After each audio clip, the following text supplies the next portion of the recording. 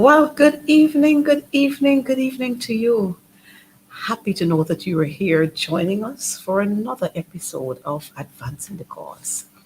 And like everything else, I feel good when you're here. And I know that you are there just waiting to hear what we have to say. But you know what? Tonight, again, we are going to be talking about the PPP, the real beast, the PPP. And so, for our highlights this evening, I want to share with you one, education in crisis. Education in crisis. And, every day we talk about what is happening and what is happening and what is happening. But you know what? It is really, really, these things are facts. But some persons just want to stifle their consciences and to pretend as if all is well. And so we have on our highlights, we've gotten complaints from teachers who have been seconded. And in particular, we have a teacher in Region 3. That teacher has been seconded from one school to another school, and that teacher's not been paid since January of this year. Since January of this year, that teacher's not been paid. And so, come on, Minister of Education. I know, let me tell you all a story. The Minister of Education has decided that I'm obsessed with her or over her, something to that effect. But I want to say to her, Minister Manik Chan, when you do good things, you get compliments. When you're messing up, I have to talk about it. Don't forget, I'm a teacher. And I know that she is not a preposition, she's a pronoun. So you can say all you want, make all the memes you want, that wouldn't bother me. I will continue to call your name because your name is Priya Manik Chand, the Minister of Education. As a matter of fact, Priya Devi Manik Chand. I wouldn't put the other things that people are saying, wild hog and so on. I wouldn't say that. Your name is Honorable Priya Manik Chand, Minister of Education. And when things are not happening right at the Ministry of Education, the buck stops at you. So I will call you out. Just the same way you called the chief education officer when the president called you. It is alleged that the president called you and he told you about the incident with the girl, and you called the chief education officer and asked him to make contact with. I am going to call you. I am going to continue to call you out. So don't get too excited. I know you, and I know how you're accustomed to abuse and so, but don't bother with me. I ain't abuse. I talking the story straight. So this teacher's not been paid since January. Priya Manik Chand, ensure that this teacher receive the salary that they ought to get. Fix it right. And then again, more education shambles. It seems as if education gearing up for, oh no, we don't have that. We have that in February, our We Society and those kinds of things. But maybe she's gearing up for the Christmas concert. But we have another education issue. Teachers, senior teachers who have been appointed since May of this year, they have not yet received their letter of appointments. And so that has implications for their salaries. They have not yet been able to receive their correct salaries. So again, my friend, Priya Manik Chand, fix it. Fix it. Why y'all can't give the people their salaries? Why y'all can't ensure that the people get their letter of appointments? Oh, life, man, come on. And you always like to talk about all kinds of craziness, fix the people business right. And you know what is most disgusting? Is that these persons are expected to perform their duties. So those who would have been promoted as head teachers, they have to function as head teachers. Those who would have been promoted as deputies and as senior masters, mistresses, heads of departments, they have to function, but they're not receiving their salaries. So fix that one too. And then we have, just yesterday, I got a complaint while I was in the national park. This work study attachment. Come on, Priya. You and your folks get this thing right. Priya, we will talk about you until you get it right. Get this thing right. I'm hearing that for work study attachment, persons, students, as a matter of fact, have been specially identified I could understand if you're in business stream or you're in science stream or you want to do mechanics and so on. You want to be a mechanic? Yes. But when you are going to identify students based on their ethnicity, we have a problem with that. You can't talk about one Guyana and you have at the Ministry of Finance where they ask for 20 students. And when 20 were sent, 19 Indo-Guyanese students and one Afro-Guyanese, you were told that, oh, we only have space for 19. Come on, fix this business right for you. These are innocent children. They have nothing to do with politics. Their ethnicity is not supposed to allow them to be blocked from this and blocked from that. Fix it right for you. Don't talk about one Guyana and y'all doing all kind of segregation and all kind of thing. Get it right. So Priya Devi Manikchan, MP, Minister of Education, fix it right. I know Michael DeFreitas, I know they're full of dunces and unlearned people, I know. And so I want to say good night to all of my friends who are joining us here. My friends in Switzerland, my friends in Turkey, my friends in the Caribbean, my friends in the US, my friends in Canada, right here in Georgetown, Guyana, and all across Guyana. Good night to you. Good night to you all. Beverly King, I like how you're listening, Jörn. And then when we move off from that set of highlights in terms of education, we go to health. We're having some serious issues in health. Just the other day, I recognized we had 300 persons. It has been recorded or reported that 300 persons tested positive for dengue. Minister of Health, say something to this nation and let the people understand, let them know what they have to do. Tell them what are the symptoms and how they ought to operate. We don't want any more of our citizens dying. I mean, local government elections just finished and we're happy that we were able to hold on to our strongholds and even we got into some of the PPP strongholds. We want that trend to continue. So we want our people dying. So y'all fix it right. And then we move to Minister Robeson. Ben, come Ben, you got to fix this thing right. Tell the policemen can't be saying to regular citizens, stop speeding, and you have your policemen and women that racing down the road. And some of them by the time they see a little traffic build up, they put on the sirens and they're going through full blast. Come on, man. Sometimes they don't have anything to put on those sirens for, and they're putting it on. Ben, fix it right. Fix it right. So I recognize that we would have had Senior Superintendent Mahendra Singh and a constable who were involved in an accident yesterday at Friendship on the east bank of Demerara. Again, speed. I don't know. Come, y'all fix it right. Whether you were on presidential escort or whatever it is, you have to be careful. So you're not running into bus and truck and wherever and so on. Come on. Ben, fix it right. Come on. Get your acting commissioner. Oh, I don't even know if it's acting commissioner because I know we had a birthday and I forgot to say happy birthday to my good friend, Mr. Higgins, but it's a whole year. So happy birthday to you, my friend.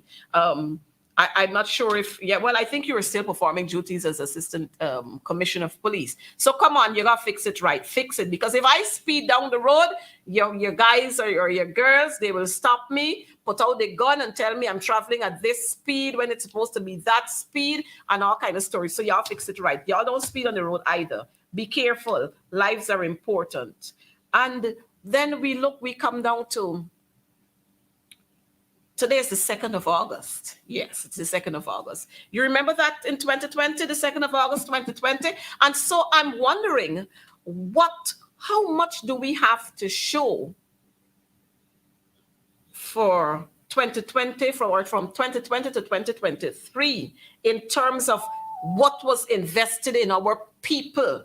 I'm not talking about roads and all them big fancy buildings that you're putting up. How much investment was made in our people from 2020 to 2023 as compared to what was done in 2015 to 2020, or let's say 2018, 2015 to 2018. And in particular, I want to highlight my Indigenous brothers and sisters. What have you been able to receive? Not the handouts. Don't tell me about the handouts. What have you been able to receive between 2020 and 2023 that would have caused you upliftment? Well, I could tell you some of the things. 20 lives. 20 lives. Innocent lives were lost. 20. Outside of the 20, we had a big allegation going the other day. Well, it does a merry-go-round, come-round story. I don't really understand it. But we're going to find out at some point this whole story, what happened there, what didn't happen, bedroom paint over, furniture removed. We're going to find out the whole story in a matter of time. But I want to say to us, between 2020 and 2023, we've had several things. Don't talk about the fires. Just the other day, yesterday morning, we had a fire at the Vredenhoop 20 speedboats. Well, it's 20, 20 lives, 20 speedboats. You know, there was a time when we were going 19. Well, we going 20 now. I don't know what's the trend, but we got to stop this. 20 speedboats were destroyed, 20 lives lost. 2020, on the 2nd of August, the PPP installed, the government came into being. But we'll sort some of these out. Don't worry, we'll sort some of these out. But my Afro-Guyanese brothers and sisters, you can tell us what you were able to receive between 2020 and 2023. Well, I'll start off by telling you, plenty bad roads, break-up roads, especially in your environment where you live in your communities. Big trucks passing through, breaking up your roads. I know for sure that many Afro-Guyanese were sent home.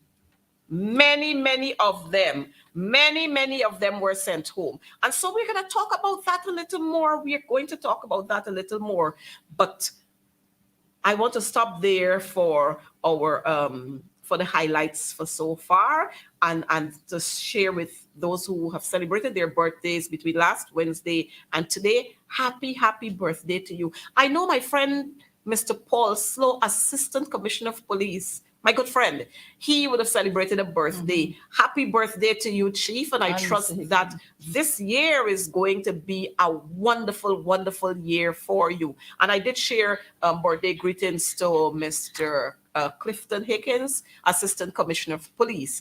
I know too that there were 2 little boys. I just can't remember their names. But happy birthday to you, a twin. Happy birthday to you. They call me Auntie Sherry. Auntie Sherry, love you. And then we have, like everything else, we have some sad notes to give you too. So all those who are mourning at this time, we want to extend God's comfort to you and to ask that you look back on the good times that you would have had with your loved ones and allow those memories to carry you through. And of course, I have to mention this one. We lost Dr. Roger Luncheon. I think it was earlier today or this morning, something like that. But we want to extend the condolences to his family. And of course, you know, whether we like it or not, he was a very fruitful son of this soil. We can't run away from that. And he has done what he was supposed to do, some good, some not so good, and whatever. But he was very instrumental in getting a couple of things done. And we have to give credit where credit is due. And so, Dr. Luncheon, we appreciate what you did. I know you can't hear me, but I want to say this publicly. We appreciate all that he has done.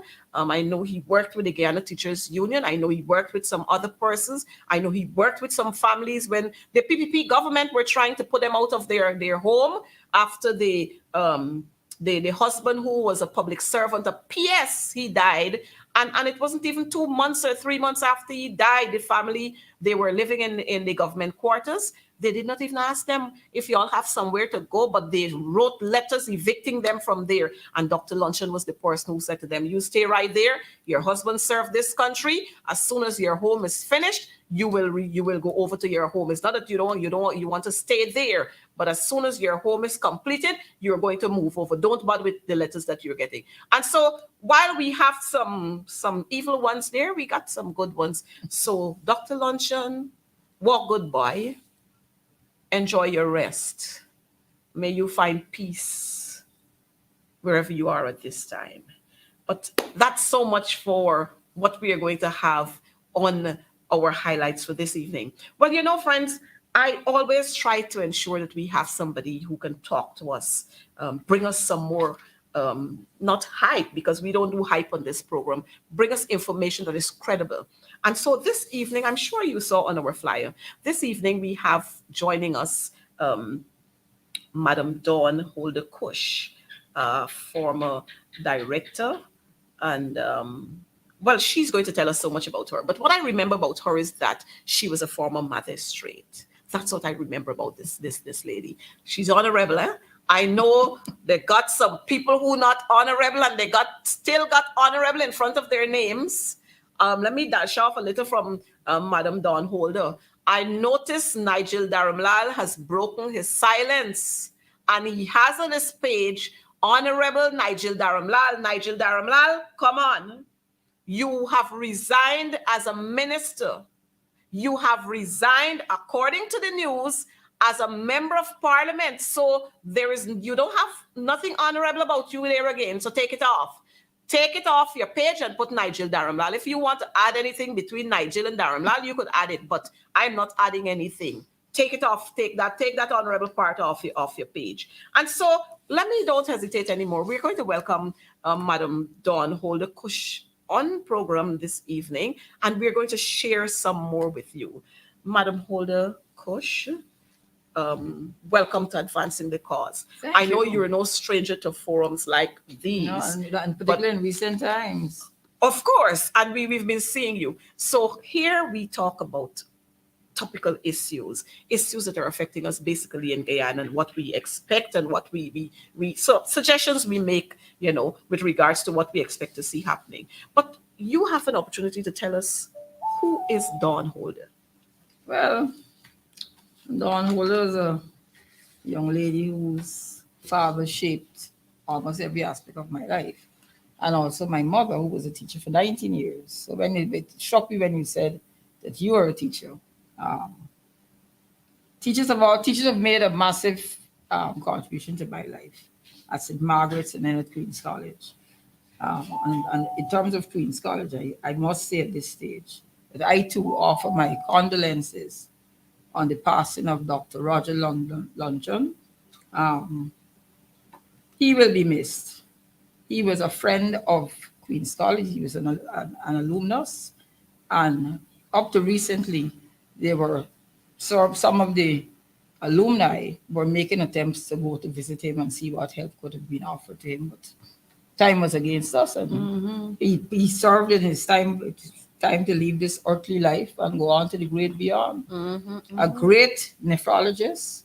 I found it strange that somebody was so brilliant in terms of medicine, but up for politics. Yeah. But I guess that was in his blood. And it's no mistake that his middle name is Forbes. His middle name is Forbes. He never changed it. He never changed it. He kept that name. I don't know why, but he kept it. So I'm a lawyer. My parents are dead, Terry Holder, Doreen Holder. I worked out in Guyana for many years. I magistrated in Guyana. Then I migrated. I worked in the islands, Turks and Caicos, Anguilla, St. Kitts, Nevis, Barbados, Montserrat. Then my dad fell ill. I came back home. And he always wanted me to sing. He used to say, you go and get involved in the PNC and thing, you're all sitting here and complaining all the time. But you're not making a contribution. You need to go. So recently I said, no, something, let me come out. Because I was one of the persons who, I'm not a member of any party. I will say now that I am a supporter of the PNC. Okay. At that time, I never said anything. People assumed. So on the 15th of October 2020, I went to a board meeting. As soon as I went, I was told that the new chairman of the board, a lady called Danwanti Supio, a lawyer who was a very good friend of the Minister of Business Owners Waldron. Both of them were 1 year behind me at law school. And I got this letter saying that the government of Ghana no longer wanted my services. And so that was in the capacity as Director of the Competition and Consumer Affairs Commission. okay, okay. So after that, I mean, it was that hit me really hard because it was a job that I liked. I thought I did well at it. I was very happy when I started reading some of the comments and some of the news reports and so on. Particularly one from Gordon Mosley, in which he said, I really propelled the commission in terms of publicity and doing more work outside there. We traveled to London, we traveled all over, So that one was it was unnecessary. There was no need to move me. They might have been better off keeping me. I shut my mouth. But when you move me and you send me home, what am I supposed to do? Sit down and beg to go back? No. I started to write. And I write and I write and I write. So when I finish writing, I quote and I publish, well, everybody will know how I felt, how others felt, right? And it is not something no government should ever do that. You don't get rid of people who are skilled and doing a good job. The best example I could give you of that is Dr. Vincent, what's his name from the EPA? I know Vincent Adams, Dr. Adams. Dr. Vincent Adams. That is a great loss to Ghana, to terminate Dr. Adams. Dr. Adams is the expert that Ghana needs now. And he still offers his opinion. If I say I would not have one thing to say to them. Let them make their mistakes. I saw a statement by Exxon saying that they're not concerned too much about these oil spills and all these things. And that is a slap in the face of Guyanese. And if our government cannot protect us from Exxon, right, what will happen to us? If there's oil spill, what will happen? You're now hurrying to go to court to file this, to file it. The damage is done. It's irreparable. It's irreparable. So I sometimes just feel like Ghana is a place like we're just lost. Some of us are lost. Well, some of us are lost. Some of us are building multi-story buildings. Yes. My very good friend, the Attorney General. My very good friend. Congratulations on the birth of your baby boy. I'm very happy for you. It's a lovely building. At the corner opposite Prashad's Hospital. Yeah, I saw a video with this boy. He and his wife are at the top, and she was saying, this is ours and so on, So, okay, you see? So, confirmation of that. But anyhow, the Attorney General, you have a lot of work still to do. A lot of work still to do in terms of making things right, in terms of advising the president. And I have to, because you made so many promises, broken promises, about the appointment of the Judicial Service Commission. So many. They were to be appointed last year, July. They were to be appointed another time. They were appointed another time. They were to be appointed in the first quarter.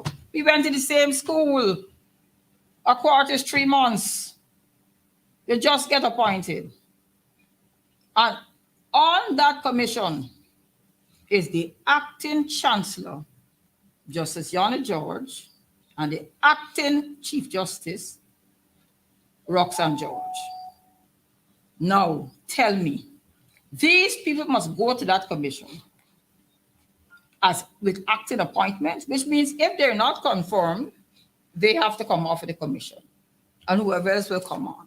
The one good thing about it, and you boasted about it years ago, you said it was we, the PPP, who brought these changes into the Constitution.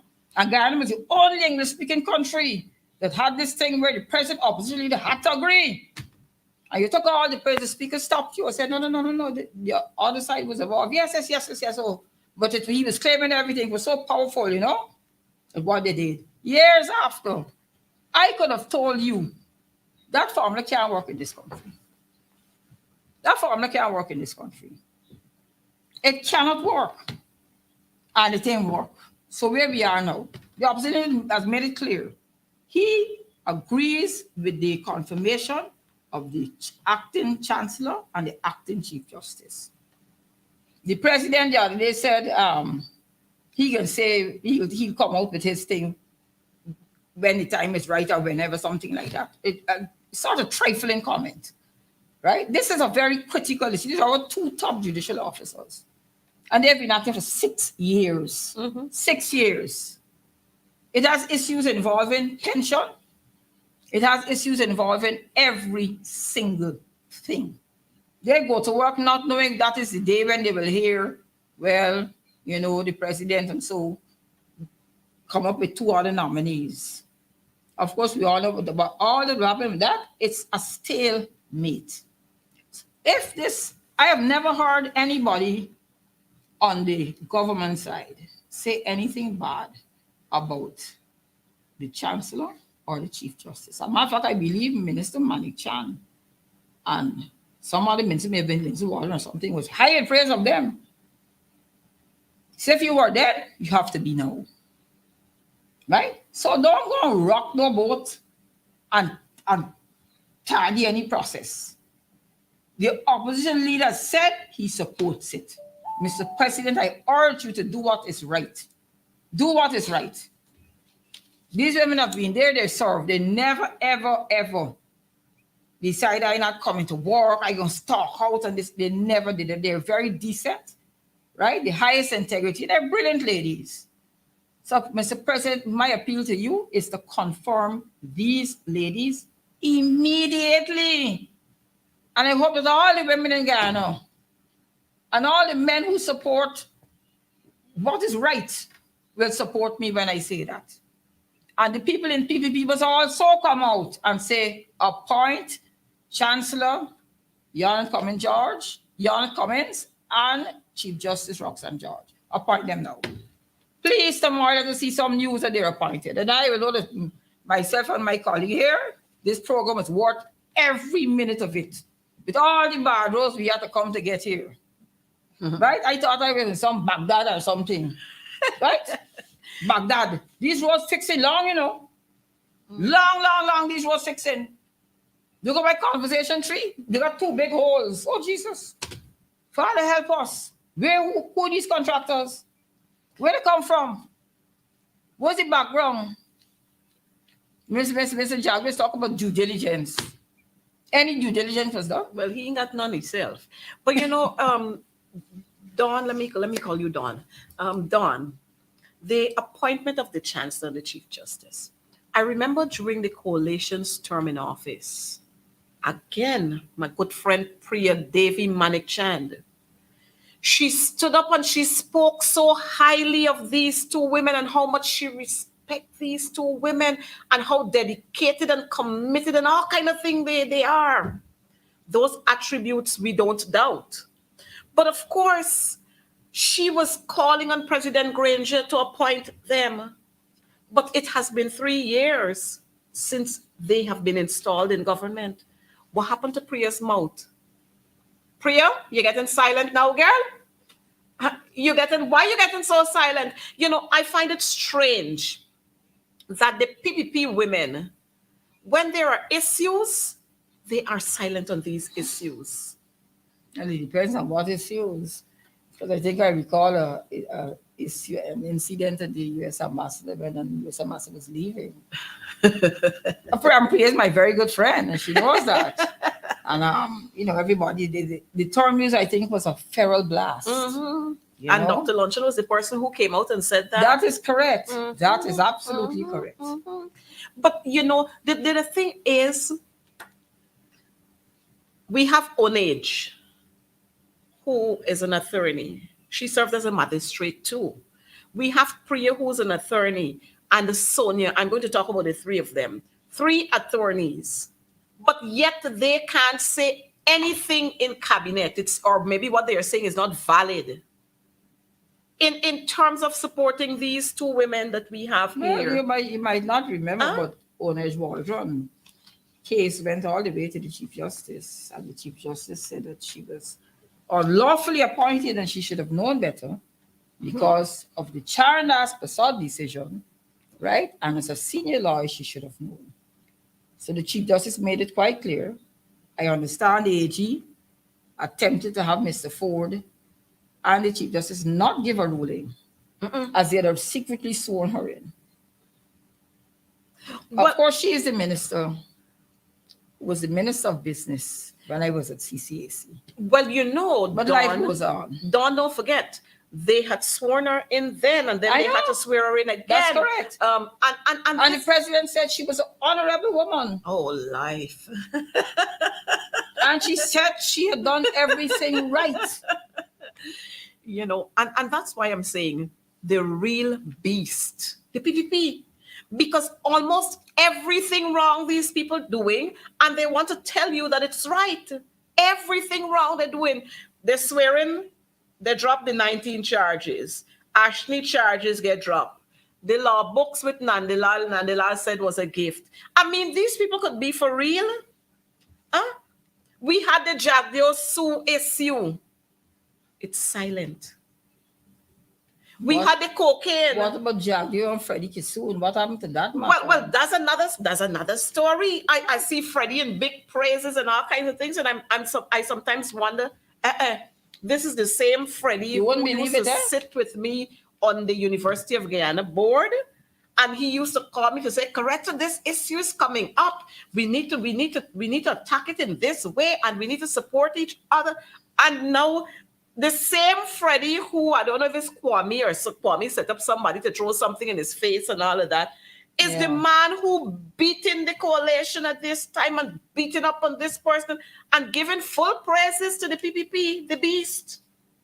Yeah, good for him. This was the same man who complained that the PPP, while they were cleaning the canal, they cleaned everywhere, skipped his house, and then they continued to clean. That's this was correct. The same man. But maybe he has amnesia. Or maybe some of the crumbs passing by his side, the handouts. I don't know. Because the PPP government, they're a handout government. And this is all we see them doing. They're gone. Somebody was showing me in Region 5, you had long lines of people who were waiting there to collect some grants. The beast, the PPP, you know, the PPP, they're real beast. During the coalition's term in office, we had immigration offices set up in regions, in major regions. So you didn't have the crowd of people coming down to Georgetown. But you notice we got the crowds of people in Georgetown at Central Immigration Office again. Of course. 4:30 in the morning. Books. Well, that's the other thing. I learned that they have books. And persons have to wait until whenever to collect your book. And if your date pass and you go there to pick up your book, you can't get the book because they don't prepare the books. I mean, I don't know what is happening, and you know, it leaves one to wonder why you're not preparing these books. Is it because you got run-ins going on?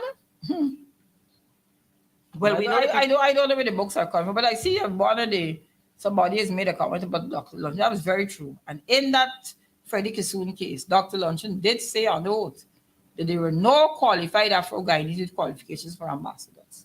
I worked in the Ministry of Foreign Affairs. You have Ronald Mortimer Austin, Cheryl Miles, Raul Lucas, several more.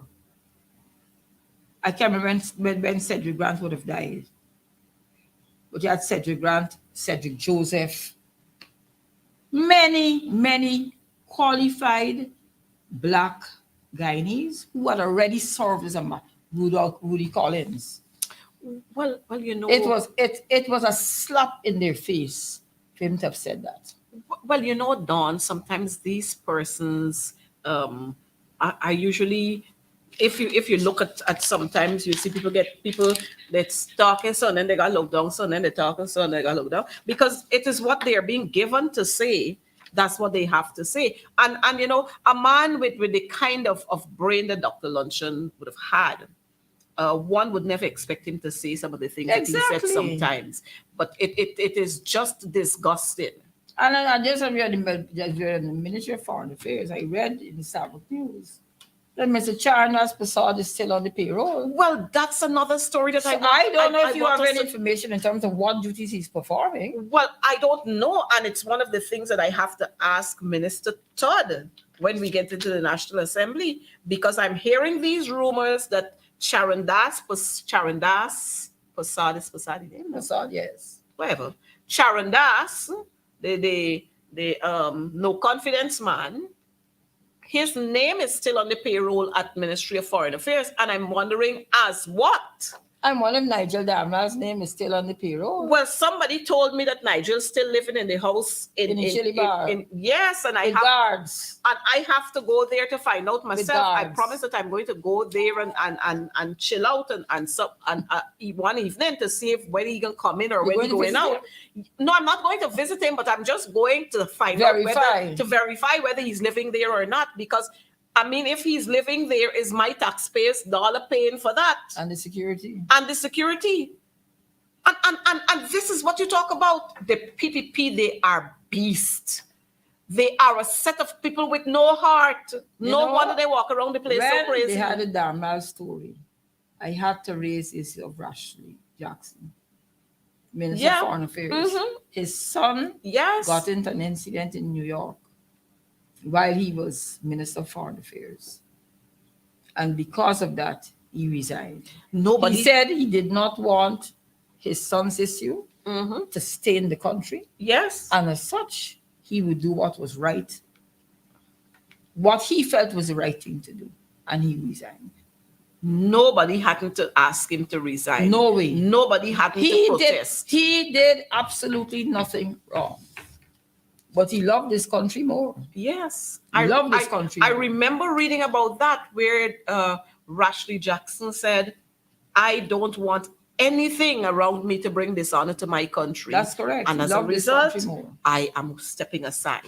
Even while other cabinet colleagues said to him, you didn't do anything. You had no reason to do that. He said, no, it's a Jackson. He is my son. That's correct. Why we had to have all these crazy things? Yeah, why we had to have all these crazy things for Dharam Lal to decide that he going on administrative leave and then to subsequently send a resignation. But I ain't see the resignation yet. I don't know if any reached Parliament because I ain't heard this anything about it. But maybe I'll have to ask. But somebody was sworn in. Yes, somebody was sworn in. So yes, I guess they. But I am still wondering why he is still having honorable next to his name. Why? But you know, Don, we need to talk about a couple of other things. The PPP, by the time they got into office in August, in September, we had the murder of the Henry boys and Harry Singh. What happened with that story, man? You know, Don, you're gonna have to tell us a bit about you as a magistrate. We'll come to that just now. But the Henry boys and Harry Singh, you know, one of the mothers died, right? Yeah, so somebody told me. And the son was prevented from even coming to the parlor to view his mother because they hold one of the sons under the pretext that he murdered somebody. I remember, you know, long ago when somebody murdered somebody, they used to carry them to the funeral, police and so on. But this is a son who lost his mother and you decide that you're not carrying. I mean, people could be so hard. Well, you tell me. Well, we're seeing it every day. We're seeing it day. every single day. We're seeing it. Single day. Look, last week I was talking about the boulevard that they did in All Boys Town. They built it up so high and the road this slow. All them the little streets. And that's not the only thing. When it rains, you know they get a flood out. Outside of that, all them streets they got a holes at the big holes. Now, while you were doing the boulevard, what happened to them little streets? One Edgel, wake up, Bishop. The Bishop. I wonder if it's the supernatural forces affecting No, but he needs to ask Jesus. He said that Jesus were alive before for the PPP. Yeah, if he was in Guyana. Guyana. He needs, Bishop Edgel, you need to ask Jesus to fix the roads. Fix the roads. Fix the roads in all areas. Not in some. Because some people have brand new roads. Brand new roads. The roads were done already, and they go and resurface them. That's you know, right. The thing is, that same one there. The thing is, the PPP, we have seen them. when they're building one road, they're breaking up 5 other roads. Is it that they're breaking up these roads so that they can have more jobs for the boys? Well, I don't know. Or is just incompetence is causing these things? Well, I think clearly it's a case of incompetence. Because I understand that some of the contractors have been taken off of the jobs. But I wonder how much they've been paid. Because you could be paid so much on a project and be taken off, and it doesn't matter to you. It doesn't matter. Right? Because you have a whole set of money already and it just. So, well, you have the Procurement Commission, you have NPTAB. We will see. Well, I am hoping that something is going to be done there. Because the thing is, when you decide you're going, like again, the Bolivar, you do the Bolivar. But all them little streets, because you were using those same little streets to get the trucks to come and bring the sand and all kind of thing. So you break up all these little streets and build up a boulevard, and then the people still suffering. But are they fixing out here for you all? Well, I don't know what they can do. Don't forget this is Congress Place, This is Congress Place. But I'm saying, but it would be a very nice gesture. And we will give them some kudos for it. Of course. But the thing is, it is your responsibility to do. So we ain't already tell you thanks for doing it anyhow. No, but the roads are really horrible. And then because we had so much rain. Yes. And right? And there's something wrong with the drainage. Well, because of the incompetence. Right, because of the incompetence, they're digging up roads here, digging up space, and they're filling up all these gutters. All these gutters, they're filling up. So when they're filling up these gutters, we already used to have flooding. So you could imagine now that they're closing off some of them, what's happening? The water has even more limited space to run off. So if it can't run off, it don't flood the land. Well, I guess where they live in comfort. Well, they don't experience these things. Well, that is true, because in Pradoville too, you don't get flooding there. I've never gone in there. Well, I mean, I've never been in there, but I know. Well, maybe we should go. Yeah. I got a couple of friends who got whole houses there. Yeah, we should go. We should go take a drive through there. Wonder if they allow us though. I think Mr. Jagger would entertain us. You could, when you see him in Parliament. Well, the man already come to Parliament. The man has come to sit around when is it by the dining area. The man has come and sit down there with his coffee, drinking or juice or something. And say that you and Dawn who would like to come and visit him on Sunday. I'll do that. I think that's a good. And I think he will say yes. I'll do that. I'll do that. But the thing is, the ordinary people continue to suffer in this country all the time. During the coalition's term in office, we had all these kinds of monies that we labadooshing all over the place with now, but people had started to live comfortable. Persons could have walked the streets without being fearful that the police can stop you and lock you up and then you disappear. No, the locking up now is back. Straight 72. Jeez. Right? Straight 72. And at times, at the end of the 72, they release you. Or in some cases, they go to the court and they seek an extension of time. Seek an extension, yes. I would like the crime chief to come out with statistics of success in terms of people who were charged and found guilty and those who were charged and acquitted. I think the people of Ghana need to see those statistics. Right? Because so many people are being placed before the court and the magistrates are actually getting agitated. And this has been going on for years. You bring a man to court and you know you have no evidence against him. No evidence against him. But he's charged. And we've seen many of that. Right. And he's remanded to custody.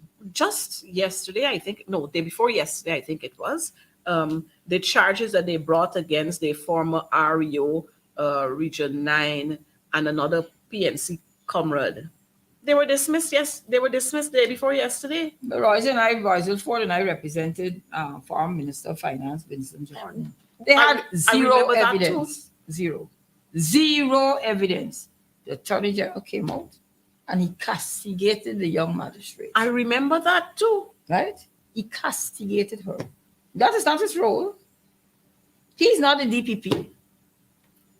He's not the DPP. He has his own problems with the DPP. When he wrote her in 2018 and he asked her to withdraw the charges against Brassington and Singh, she never replied. You know what he said?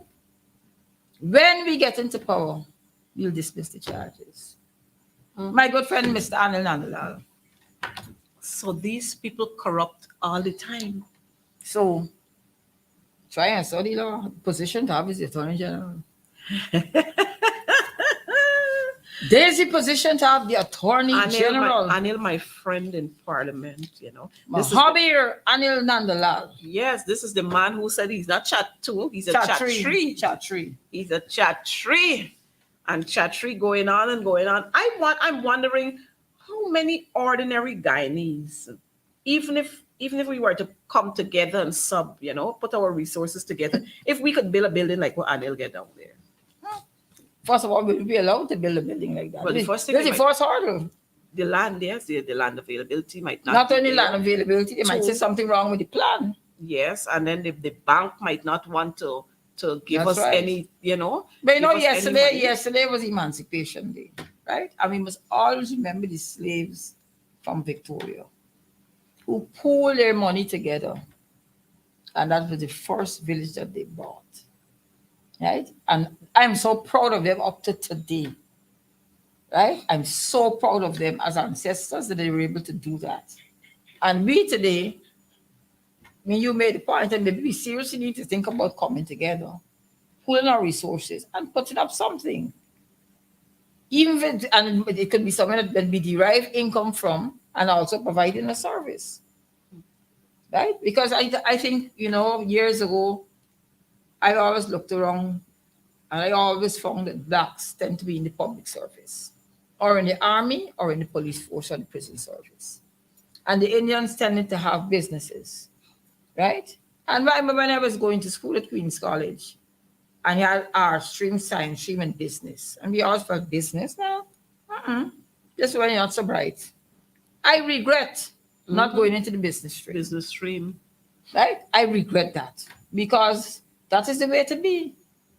To be a business person. That is how you will survive in Guyana. Well, I shouldn't say that. I mean, I guess if you're an honest businessman, it might take blows. But if you know how to operate, and if I could get a friend like Mr. Sue, you know where he is? I don't know, but if you get in touch with him before me, link me too. Certainly. And if I get in touch before you, I can link you. No, Mr. Sue is a very important man. I don't see how Mr. Sue could get away. And nobody realized that he was leaving. I mean, when you and I leaving, they got your name on the manifest and a whole lot of calls making to say, well, the one Dawn she here, she going out. Somebody say, well, get your hard time, check your bag, do something. Where did Sue pass? Maybe through Suriname. Or maybe he didn't go anywhere. Maybe just died this year or something. Oh, and he probably is speaking another language. Yes, he might be working in New Driving or something. No, he might be speaking Spanish now. You never know. In Guyana, anything is possible. Can you get a new birth certificate? Because I notice all these Spanish people getting birth certificates. And I have to talk about this. That is a very frightening situation, Mm-hmm. And that's why I'm mentioning it. That's a very frightening situation. That is why I'm mentioning it. Because I was at a wedding reception on Saturday evening. And, well, fortunately for me, this was a Guyanese girl who got married to a Haitian guy. And this guy said to me, he was here for 8 years. This is his 8th year that he's in Guyana. And the struggles he had in terms of getting his documentation. They spoke to me about, they said, well, I don't know what we did to Guyana. Guyana banned us. They're asking us for a whole lot of documents when we apply for the visas. We're providing these documents. And they're taking at least 4 months before they can tell you that your visa has been denied. So I'm wondering, why is it that we don't want the Haitians to come here, but we're allowing those from Venezuela, those from Cuba, those from all over the place. nurses who are supposedly coming from Bangladesh. Yes. I mean, it is amazing. Those are issues of real concern, eh? It is Real amazing concern. that the the president, not the president. I don't know why I keep saying, why the word keep popping up every No. time. I don't The know. man is lettered. Okay. Doctor. The doctor. I don't know. Dr. I don't know Irfan doctor Ali. for what. I don't know doctor for what. Doctor. But the same installed president, the doctor. This man is at CARICOM. This man giving glorious speeches at CARICOM. But yet, Haiti is one of our Caribbean sisters. You're giving, and this is we sign on to free trade, you forget? Yep. We sign on to that, but yet we don't have that happening. Haiti got to get visas to come here, and yet you And don't. it's a CARICOM member state. And it's a CARICOM member state. I want to say a special good evening to my friend Winston Jordan. He says, I shouldn't have regrets of not entering the business stream. That's not the prerequisite to being an entrepreneur, much as a successful one. Winston, thank you for that. I hope you'll play a role in that. So we could have some sort of joint venture. And good night to you, sir. Thanks for watching. I know you're always there with us to give the kind of guidance. But again, these people, I don't understand how these people operating. With one breath, you're saying something. They got to be beasts, you know. You know the beast that the Bible talk about, the beast with the seven, is the snake with the seven heads, is the beast they call him, the beast with the seven heads. These people got to be beasts because you're saying something with one voice, and then with the same breath, you're doing something else. Yep. You want to be a part of CARICOM. You so love what is happening in CARICOM. You're rubbing shoulders with the likes of Mia Mortley and all of them. But yet, our brothers from Haiti can't travel here freely. And Haiti is the first country in this part of the world to become independent because of a slave called Toussaint Louverture. Yep. Right? David Rogers sang a song, Haiti, I'm sorry. Guyana should be saying that to Haiti. Haiti, I'm sorry. Yes. We should take, the Haitians have gone through hell and high water. Hurricanes. Haiti shares a border with the Dominican Republic, right? Those portions of the Dominican Republic also, and the Haitians tend to go to places like the Turks and Caicos. Mm-hmm. In the Turks and Caicos, the women are beautiful. They say skin like milk and hair like silk. Hey. Right? So they're kind of welcome there. The Haitians are treated very badly. They would take out a work permit for them and so on, and then you hear, don't give me no thing. I don't have no money to give you today. Let me call immigration on you. So they treat them like real dogs. Mm-hmm. It's really sad. So when I see the same thing happening, I never thought I would see that in Guyana. In Guyana, yes. I never imagined that. And it's happening. Well, this is all about the one Guyana, you know, the beast and the one Guyana. I don't know what is one Guyana. Maybe one day I will understand what is one Guyana. I don't know what is one Guyana. Tell me, what is your interpretation of why? I'm just reading a comment there. Nobody wants Haitian. Haitians bring not okay. Haitians bring nothing to the table, Mr. Mirage. Haitians bring nothing to the table. So the Pakistanis are bringing to the table. You see how these people are beasts? No, but you see how they're showing their true colors? Huh? You see how they're showing their true colors, the beast? But you see, these people don't understand. He's talking about Haitians, right? And Haitians not wanted in the US, right? But Cubans could arrive in the thing and get through. But the man who was responsible for the Cubana air disaster in 1976 lived in Miami, Florida, a Cuban, and was never, ever, in spite of tremendous efforts, never faced trial for what he did. 11 Guyanese lost their lives. That wasn't done because of any Haitians. Homo Mirage, we're happy for you, but don't worry. The Haitians, they have a lot to offer. Just the same way. You tell me what the Venezuelans bring in here. You tell me what the Brazilians bring in here. Y'all so, oh my gosh. Anyhow, Don, we're not going to allow them to No, distract not us. at all. But we just want our viewers to understand the beast that we have to come up against. And this is what they've been doing all along to this country. Imagine Winston Jordan, who served as the Minister of Finance, who worked in the Ministry of Finance for so many years. He was brought before the courts. Could you imagine that? I was there. I could tell you. And when they did not, horrible. when they couldn't get what they want, it was a big news out, like they always do. Just the same way Priya went to the ambassador's residence and cussed the man out, it's the same. They always do this. They like to abuse.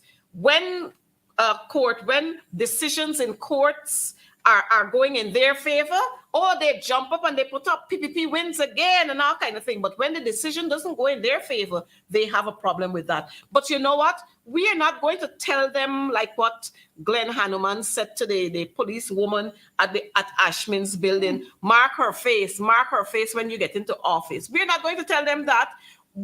They've seen under the coalition government but we are a people-centered government. But we have small memories. I wouldn't call the person's name.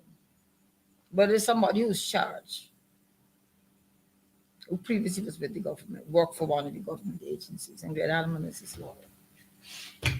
You know, Glenn Hanuman is my friend, but after saying something like that, No. We have seen under the coalition government. We have to respect each other. That's the only way we could come to the table and talk. You can't lock up our youths, right? You can't knock off people because you perceive that they support the PNC. No, you can't do that. You can't do that. What threat did I face to this government if I sat at CCAC? I don't know.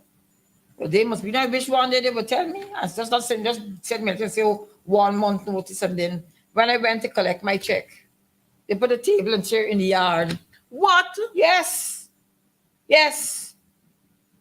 No, hold on. After you would have served this country as a magistrate, and then you decided to move on, and you returned to this country. And That's correct. That's how they treated you? That's correct. I was writing on Facebook about getting my money, right? You say, you don't know if I want my money. Priya called me and says, you'll get it Monday. I called Monday and said, come. So I was trying to go in the business. No, come outside. Table and chair set up in the yard. Wow. I have to sign these documents and I'll take no action. I just write under duress. And I collect my check and I gone. But I will never forget that, right? And I know what, it was so obvious. The 4 staff members who were there were calling me director still. So I knew if they were operating on the instructions. Yes, on the duress you got right? Because up to now, some of them see me and they say, how are you doing, director? Yeah. Right? Yeah. Because I'm sure that's the one thing that stuck with me that day. I could look at them and see how uncomfortable they were. They were putting that. You see, all like me now, I'm not doing that. I ain't doing that. Nobody can tell me. I refuse to do that. You know? But one thing I really wanted us to discuss was this Mahdia fire. Yes, we were coming into that. And if you have other issues you wanted to No. We were boiling down right down to that. Okay, because the fire was on May 21st, right? And they say this lady started by a schoolgirl. She's now being charged with 20 counts of murder.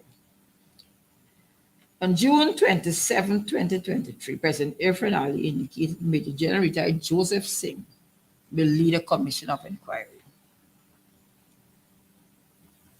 On July 13th, the president said the commission of inquiry into the Mahdia Dawn fire would be fully constituted. As far as I'm aware, that has not been done. Mm-hmm. So it's all these dates you have going on, right? And this thing is that. In the meantime, on the 11th of July, the Honorable Attorney General Mohammed Anil Nandlal, SC, MP, confirmed, according to Demerara Waves, that the surviving families of the 20 children who were burnt to death are each receiving $5 million Ghana dollars. Anil Nandlal, I call you Anil Nandlal this evening. He did a course at law school called Remedies. Right?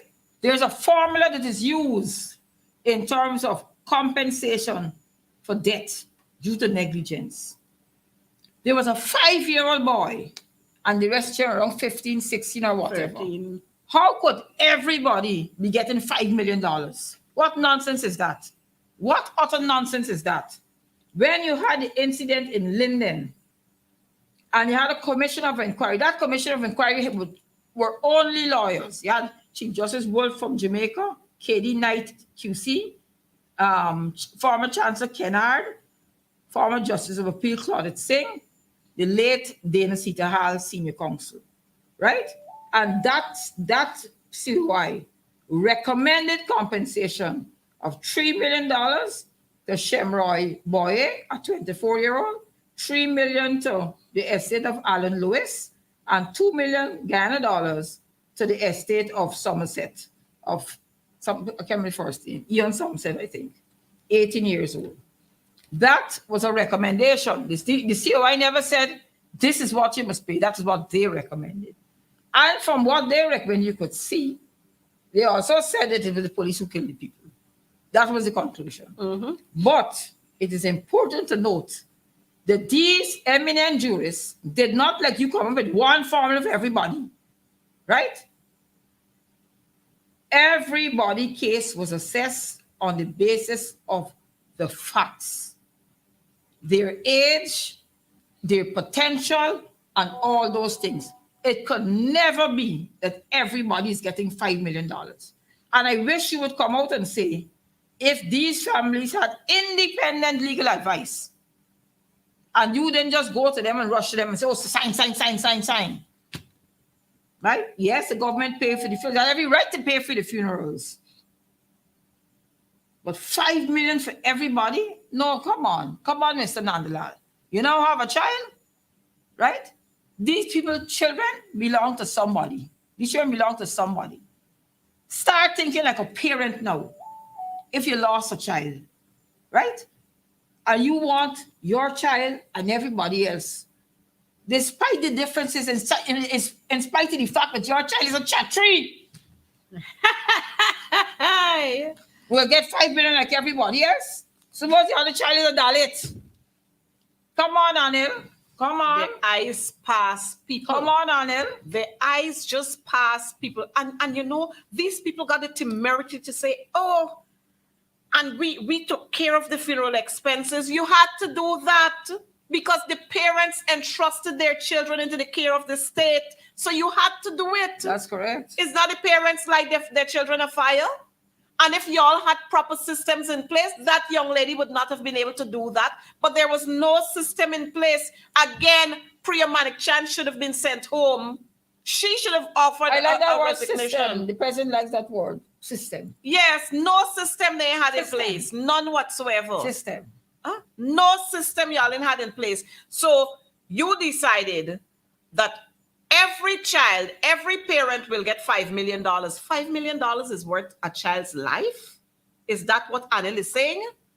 And you did this and y'all did that and y'all didn't have to do, and this is the final. When you said to these people that you will support them continuously, y'all ain't easy. But maybe it's $5 million a year. Well, the thing said final payment, final settlement. Well, I mean, if the people had no independent legal advice, right?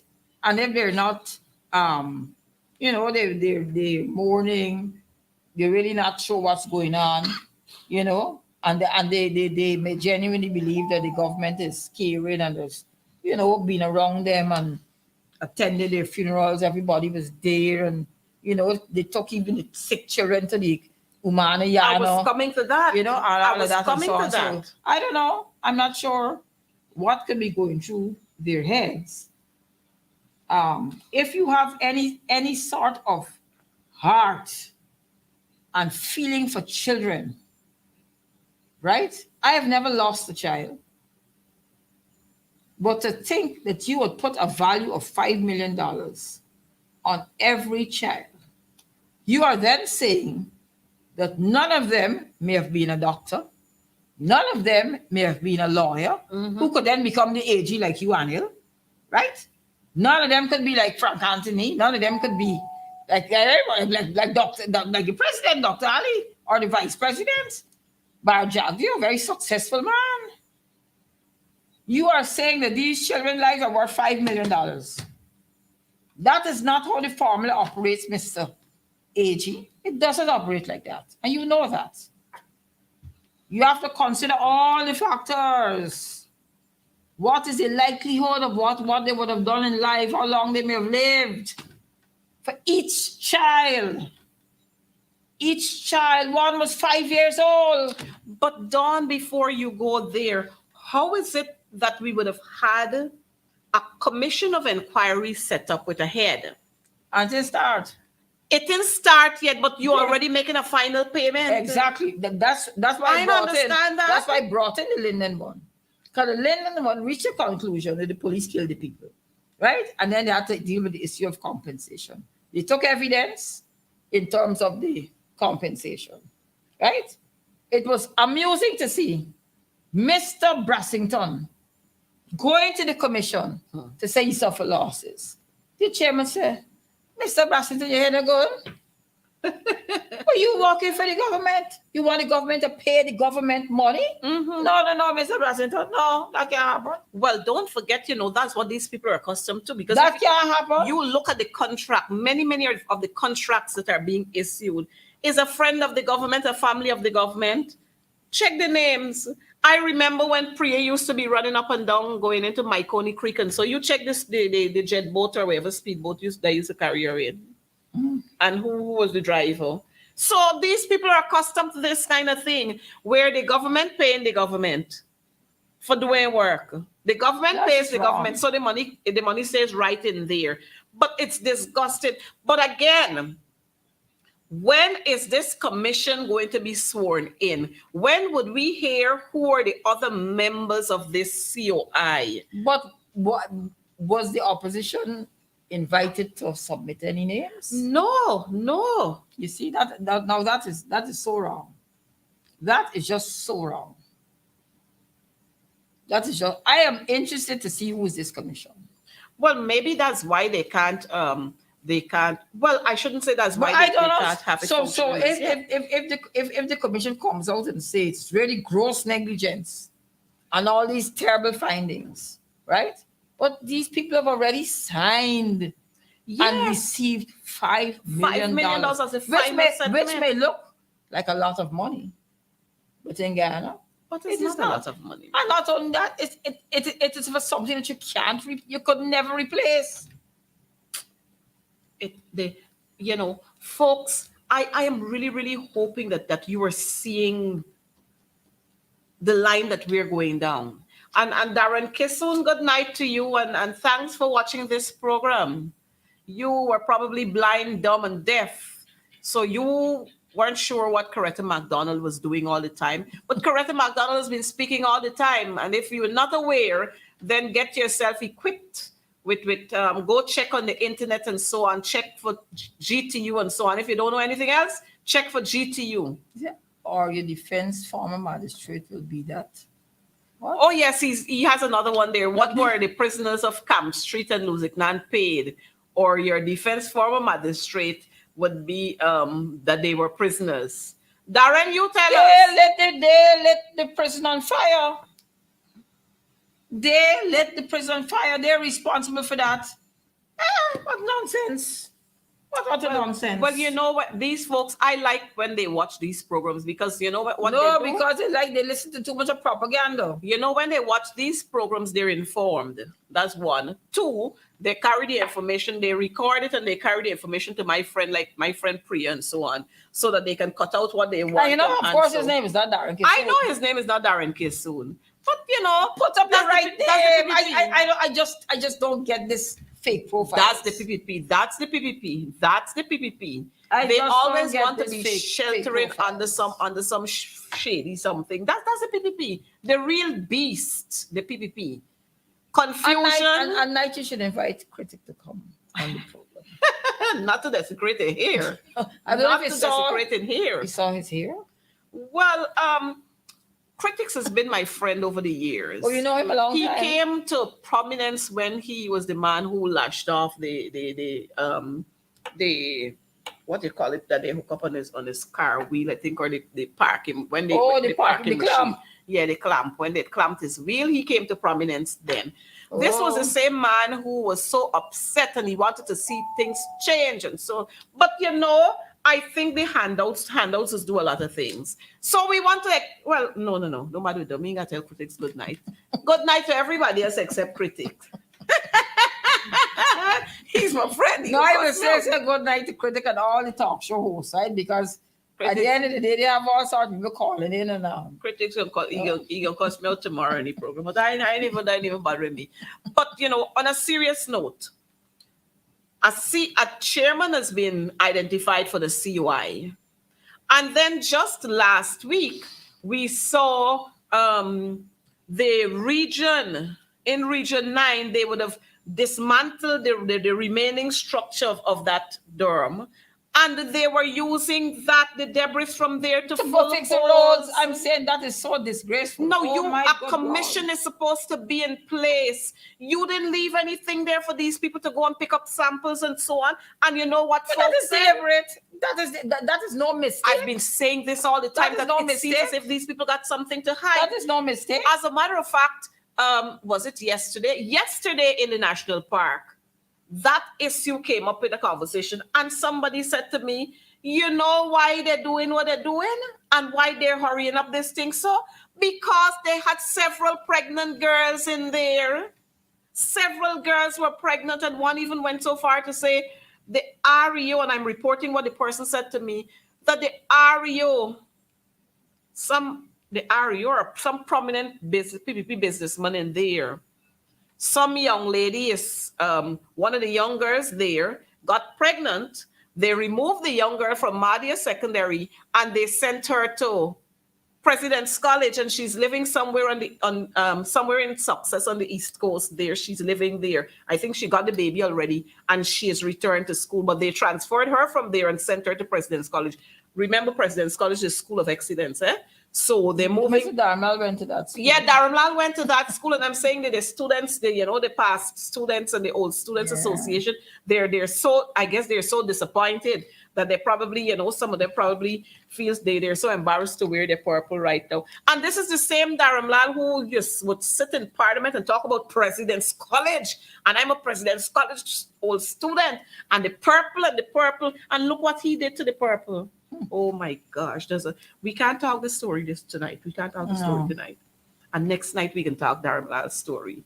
But I know you saw the videos and who recanting and who canting, and I know you know it. But we can talk the story another night. Yeah. But this thing with the 20 lives that have been lost, and here it is. We're coming up to September, Amerindian Heritage Month.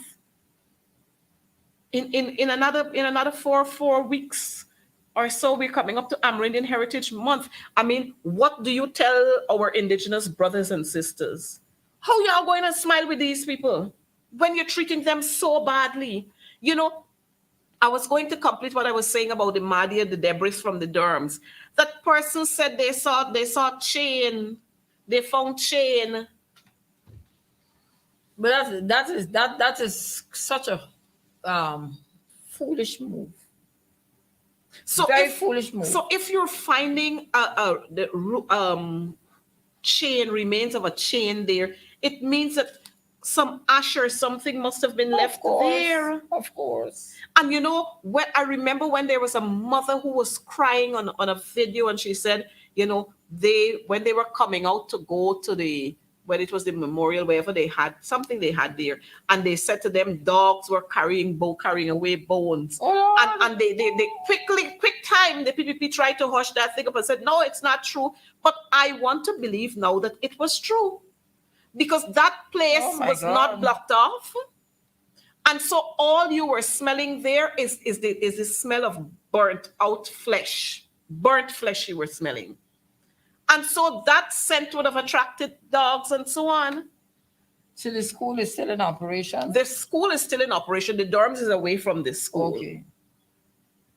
And so where the dorm is situated is it's a good way from this school. But I saw a report somewhere which it says apparently under the PNC where concerns were raised about the grill work or whatever were raised by the whoever was in charge of the region. Well, I am not sure that I saw that report. The report that I saw is that there were questions from the fire service in November and in February of this year, November of last year and February of this year. So concerns might have been raised, but you didn't see anything happen. But right now we're seeing that there are confirmed reports that fire said it was not safe. And they asked them to remove it in November of last year and in February of this year. But you know what? But you see, all of that makes the whole negligence much worse. And as such, the compensation should reflect the extent of the negligence. But we should not have had a compensation now when you're setting up a But we don't know. inquiry. We don't know. We hear about it after. That is the problem. So transparency is where we have a problem in this country. Transparency. If you said you're having this commission of inquiry, lovely, beautiful. And then what happens? $5 million payout. That's correct. $5 million. $5 million. That's correct. I don't know who were the persons that did the math and they arrived at this $5 million. Maybe some of the the ability to not be able to count probably rub off on some of them, because remember they said that Nigel couldn't count, but this Nigel went to that Nigel to represent him. Yeah. That's another story too. That's another story too. But viewers, I want you to understand that the PPP are a bunch of people who they're racist, they're corrupt. Operator, I think you have that one there. They instill fear. They like to discriminate against people. They enjoy dismissing, especially Afro-Guyanese. And let's not have any qualms about that. It's a fact when we look at the amount of persons who were dismissed. So you see, the PPP is built on fraud. They're built on fraud, fear. All right, we're gonna get it in a while, but that's the beast. That's the beast right there. That's the beast right there. And you see the tree that we got there. We must add Priya's picture to this thing here. We must add Priya's picture. Dr. Jagger looks very worried. Well, he's worried right now. He's worried about not only one thing, not only two, not only about Sue. Not only about the cocaine, not only about the issue with the Mohammeds, he's worried about a lot of things right now. A lot of things. So that's why he got to look that way. But I noticed they're trying to paint a picture as if they're not racist, as if they're not vindictive, as if they're not corrupt. But I mean, who no? Of course. Don, you know. Of course I know. And I know. It's not two things Jagdio did to me when Jagdio was president. Look, we got. Look what Exxon saying. Look. I tell you, I was telling somebody this, it is unbelievable. It is disrespectful to Guyanese. And yet Barrett Jagdio sit there and he's very quiet. Imagine Barrett Jagdio and Anil. But when they were in opposition, Raphael Trotman was this deal maker, and they're going to change it if they come into office. Yes. Change what? Same way when they had this thing with President for Life. And Dr. Jagan came into power, and he says it depends on who is the person. So there was no need to change anything. No need to change it. But imagine the PPP, and we have to, persons, you have to understand that the PPP are no easy bunch of people. You remember the pains we had to go through for them to recognize Comrade Hamilton Green and the services he gave to this country, and for him to be able to get his prime ministerial pension. The coalition had to fix that. These people not easy, and now Even Sam Hines enjoying it. Of course. Even Sam Hines enjoying it. It's rough. It's... The beast, why? The PPP ain't easy. But we have to look forward, right? We have to look forward. And people have to start thinking for themselves. People must be honest enough to say if they're satisfied with the government's performance. All Guyanese, not just Afro Guyanese, Chino Guyanese, all Guyanese need to sit down and say if they think that this government is doing a good job and should be allowed to continue at the next election. Mm-hmm. Right? Mm-hmm. People have to look at it from how they're going now. It's like a real slippery slope. Real slippery. It's too many. I mean, it's one mad thing.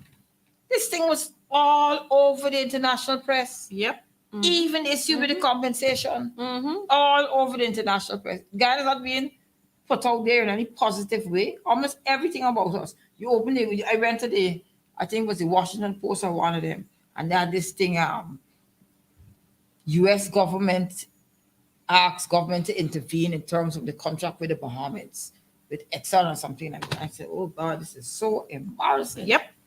This is so embarrassing.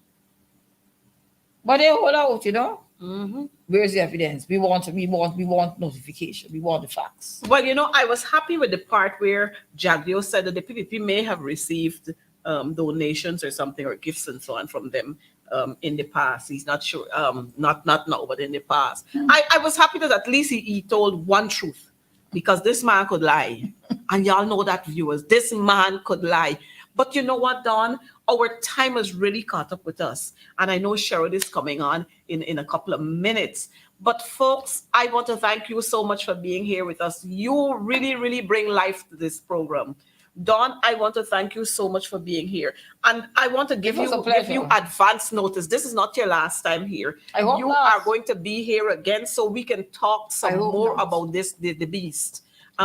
Your closing thoughts, Dawn. One day after Emancipation Day, we really have to start being serious about who we are, what we want, and we must be able to stand up and say, we must be respected. You show us respect, we will show you respect. Right? Don't think you're going to bully anybody. Those days are over. Master Day is done. Mm-hmm. Master Day is done. So I'm asking everybody, let us all, I don't know one Guyana. We got one people, one nation, one destiny.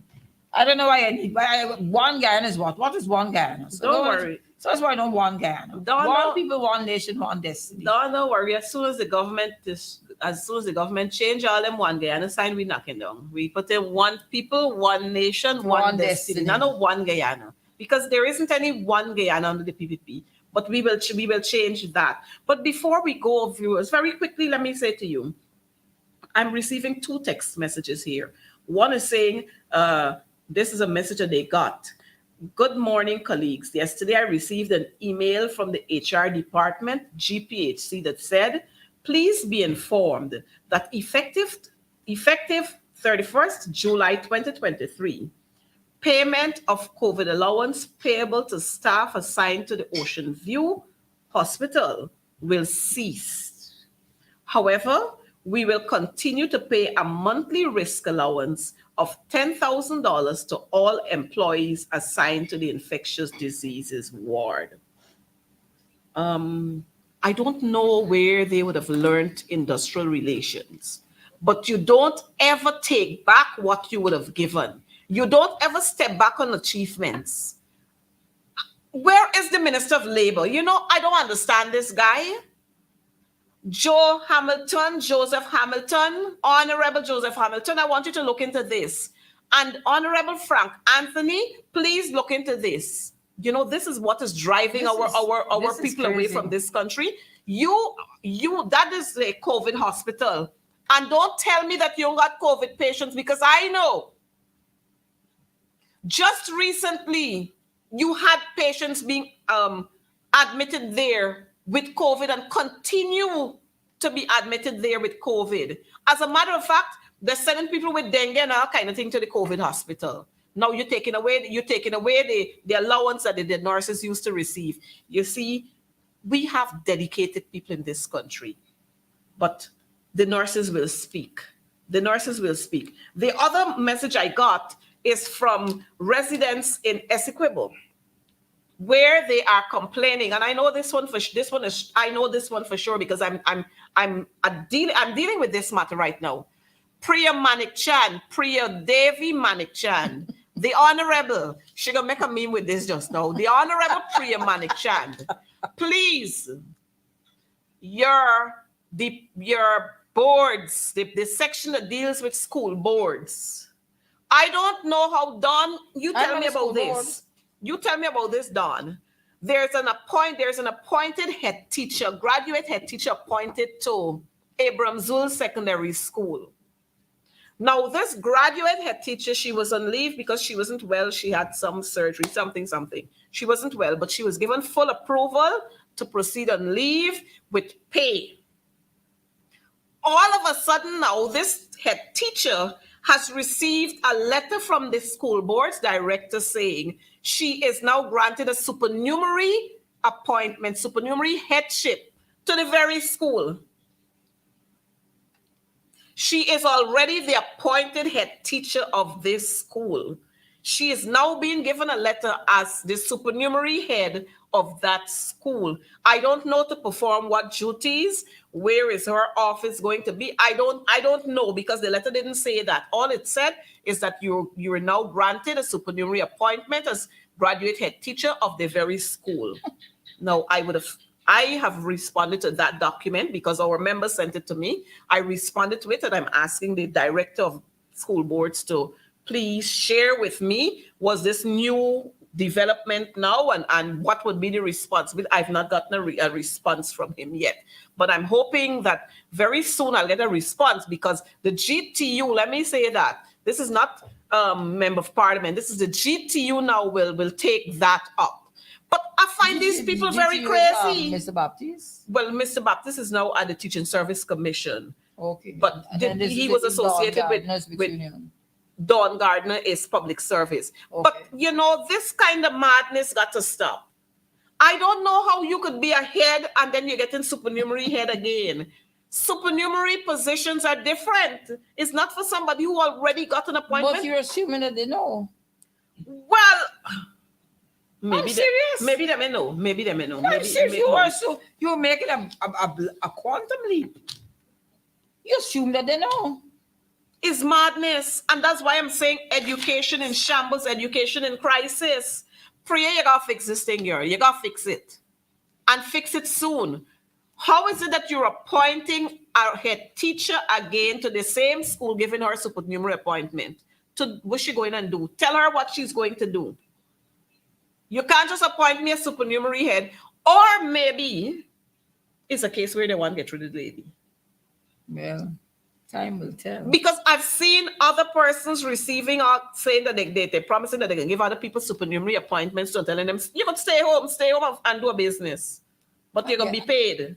You'll be paid for whatever time. If you're 50 now, you're going to be paid for the next 5 years. Stay home and do something. Lucky. Which is, is a matter of getting rid of them. But you're not telling them go home. But you're getting rid of them. It's crazy. Wow. I've seen them in the system paying teachers to stay home. They're sending teachers on administrative leave for long, long periods and telling them to stay home. Why? Well, I don't know what. This is not a case where there was an infringement, where this is a disciplinary matter. This is a case where some teachers are being sent home. So you have too many teachers or something? Well, it's not that we got too many teachers. It's just that the ministry want to get rid of some people. Oh. Some head teachers, they want to get rid of some head teachers who they can't penetrate. So they're using all kind of meandering thing like snakes to get rid of these people. But that's another issue we have to deal with. But I needed to bring it out because it came in a message to me. So I needed to highlight the public. But Dawn, as you were saying before we close, strange things are happening, right? Very strange things are happening. I mean, what you told me just now, that blew me away. I can't believe you're paying people and they're not at work. They're prepared to work, but you send them home and you're paying them just because you don't want them there. Yes. Well, they're lucky they could have done that with me. I'd have been very happy. Well, you know. But anyway, I kind of too old for that now, you know. We have to pray for our country. You really have to pray for our country. There's too much evil all over. The disparity in how people earn and live is too wide. We have a serious issue with the haves and the have-nots. Yeah. Yep. Right? And it's very glaring. So some people will be living in Sapphire, look across the road. Yes. And when they see some of these, I call them monstrosities, because they have no architectural special features. It's just you have money, you can build big, 4 stories up. I powerful like big. And if you don't have money, you live in a And shack. then exactly. And then opposite now is a man who trying with 2 cows and things. Right? And this is not a case of this has nothing to do with race at all. Because sometimes it's Indians and Indians in most cases. Right? And the disparity is just too much. People are struggling. The prices in the supermarkets and in the market is ridiculous. Ridiculous. So I guess we can get a handout now to ease the the problems. I hope Priya got a little handout to give to the parents for schools that would be reopening pretty soon, because they already spent out the 40,000, right, Priya? So I hope you got a little frick to give to them. Anyhow, folks, it was nice being here with you. We have to go. We really don't want to go, but we have to go. And so we want to thank you for being here with us. We'll see you again next week at the same time for more on advancing the cause. In the meantime, be careful with the water around you. You notice we got lots of stagnant water. Throw some bleach in front of your gutter so that you'll be able to kill whatever is bubbling up there. Be careful with your drinking water. Don't trust GWI. Boil your water. If you can't buy water, boil your water before you use it. Be careful. I notice persons are complaining about rashes on their skin. Be careful. Put some bleach in your water before you bathe, or some get the Dettol soap to bathe with. We can't take chances. Be safe on the roads. Be safe on the road. The PPP want to kill. They want to kill you. Let me say so. They want to kill you. So they're doing all kinds of things to kill you. When it's not GPL bill, it's the blackouts from GPL. When it's not nasty water coming through your taps, is the water cut off from since when. When it's not the, is the high cost of living. When it's not the high cost of living, they're breaking down your homes in like what they do in Mocha, they're doing other places in Buxton, in West Coast, Berbice, all over the place, they're breaking up the people's homes. So the PPP want to kill you. They want, they're regularizing some squatting areas and they're regularizing other squatting areas. So it can't be one Guyana. It could never be one Guyana. So until then, remember, we are one people, one nation with one destiny. Have a good night and may God bless you. Take care.